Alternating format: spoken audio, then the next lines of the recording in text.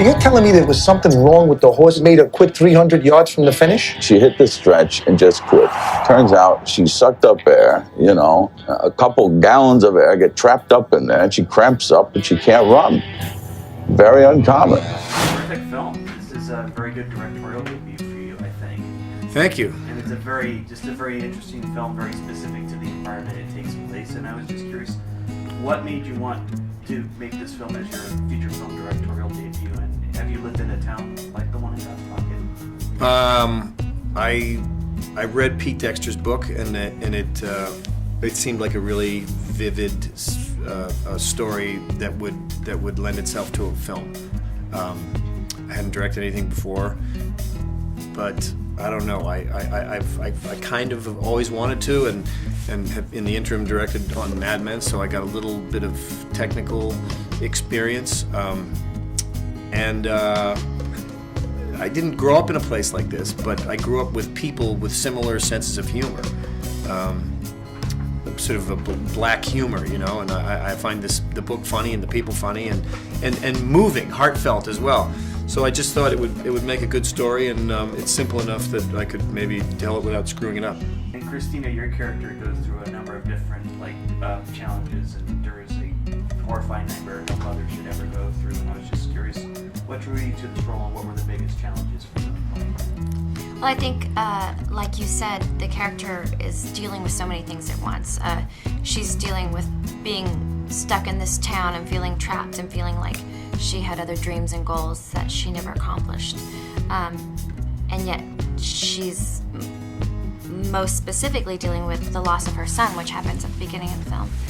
And then as she's grieving, looking for help and looking for comfort and looking for answers, and her husband's not helping and they're not communicating, and they both have expectations of each other that they're not verbalizing. I thought that was just really interesting. Two people who live together, who have loved one another, just constantly missing each other, and how hurtful that can be and how confusing that can be, especially while you're dealing with all of these things in your life. And how did you manage to get such a great cast together for this film? I sent them the script.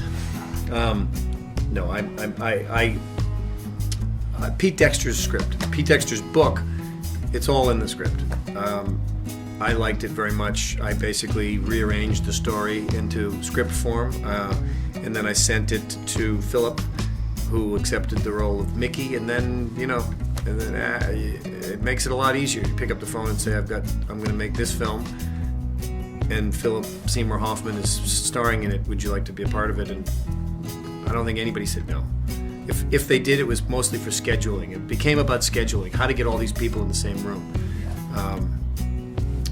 Christina, John Turturro, Richard Jenkins, Eddie Marzan, Caleb Jones, all these people. I'm leaving out a huge list. I think there's probably 40 people in the movie.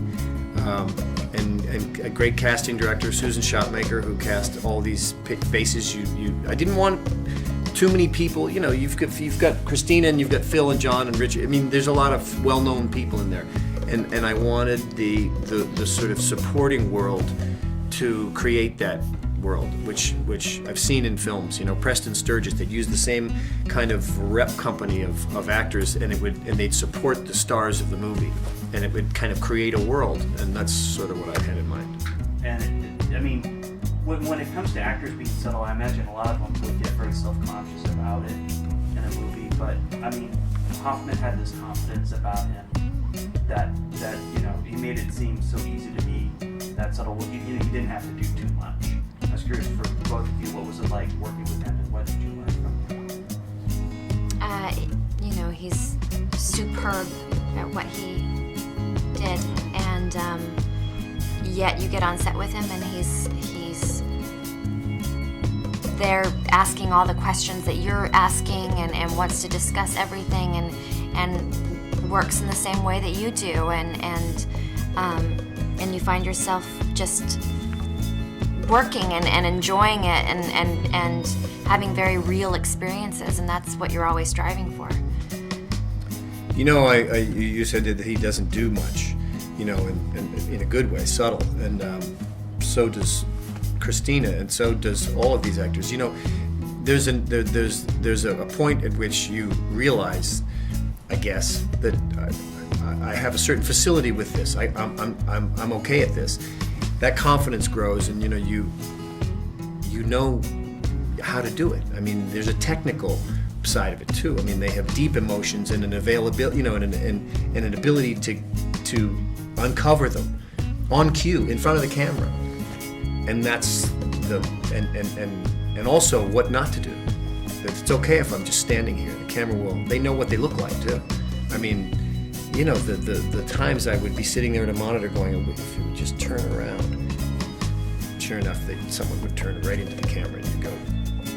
Not every actor knows how to do that while being deeply emotionally involved.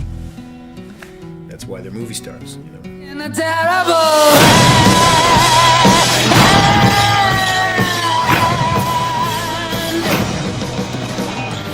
Arthur, I'll kill you! Stop, Arthur. You're getting blood all over your pants.